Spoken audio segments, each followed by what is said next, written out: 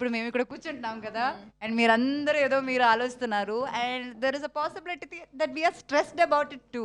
అంటే ఈ హ్యాపీనెస్ మాత్రం కాదు కదా, ఇప్పుడు మేము వెళ్ళాక ఒక పోస్ట్ పెడితే ఎవరో ఒకరు బ్యాడ్ కామెంట్స్ వేస్తారు దాని కింద కదా, వేస్తారు కదా, ఎవరో ఒకరు వెళ్ళి మొత్తం ఫ్రస్ట్రేషన్ ఆ కామెంట్లో తీర్చేస్తారు. సో అలాంటివి జరిగినప్పుడు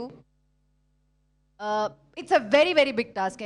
when I was really young, నేను ఒక 18 ఇయర్స్లో సినిమాకి వచ్చాను కదా, 18-19 ఇయర్స్లో అయితే నేను చాలా కష్టపడ్డాను.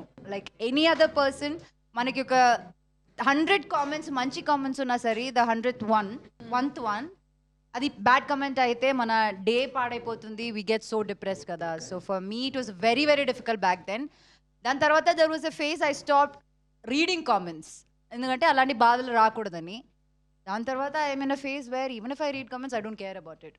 దానికి రావడం అనేది చాలా చాలా కష్టం, and it's skill that every one should learn. మన గురించి ఎవరు ఏం చెప్పినా మనకి ఫరక్ పడకూడదు, మన గురించి మనకి తెలిసే చాలు.